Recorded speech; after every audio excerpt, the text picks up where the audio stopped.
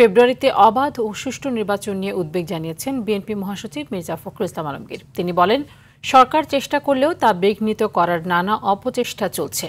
মহান মুক্তিযুদ্ধের অসাম্প্রদায়িক চেতনা ভুলিয়ে দেওয়ার চেষ্টা চলছে বলে অভিযোগ করেন তিনি। জনগণ আগামী নির্বাচনে সাম্প্রদায়িকতার বিরুদ্ধে রায় দেবে বলেও প্রত্যাশা করেন বিএনপি মহাসচিব। আরও জানাচ্ছেন রুদ্র রফিক। গুলশানে বিএনপি চেয়ারপারসনের রাজনৈতিক কার্যালয়ে খ্রিস্টান ধর্মাবলম্বীদের প্রতিনিধিদের সঙ্গে মতবিনিময় করে বিএনপি।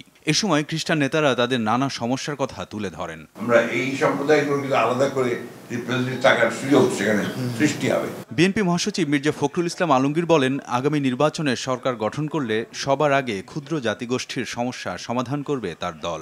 আমরা প্রথম 1.5 বছরের মধ্যেই প্রায় 1 কোটি মানুষের যুবকের আমরা কর্মসংস্থানের ব্যবস্থা করার জন্য ইতিমধ্যেই পরিকল্পনা তৈরি করেছি। নানাভাবে দেশের সাম্প্রদায়িক সম্প্রীতি নষ্টের চেষ্টা চলছে বলে অভিযোগ করেন তিনি।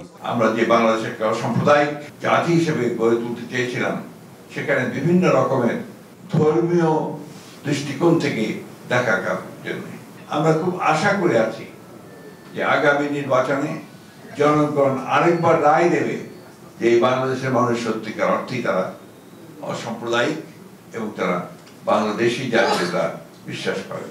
আগামী নির্বাচন অবাধ ও সুষ্ঠু হবে কিনা তা নিয়েও শঙ্কা জানান বিএনপি মহাসচিব। আশা করেছিলাম যে আমাদের যে অন্তর্বর্তী সরকার, সেই অন্তর্বর্তী সরকার এগুলোর উঠে তারা সেই সুষ্ঠু অবাধ নির্বাচন সকলের কাছে গ্রহণযোগ্য একটা নির্বাচনের ব্যবস্থা করবেন। তারা চেষ্টা করছেন, নির্বাচন কমিশন চেষ্টা করছে, কিন্তু মাঝে মাঝেই আমরা এমন কতগুলো বিষয় দেখতে পাই যে বিষয়গুলো আমাদেরকে একটু উদ্বিগ্ন করে তোলে। পিআর পদ্ধতি দেশের বর্তমান কাঠামোর সঙ্গে সামঞ্জস্যপূর্ণ নয় জানিয়ে বিএনপি মহাসচিব বিষয়টিকে আগামী সংসদের উপর ছেড়ে দেওয়ার আহ্বান জানান।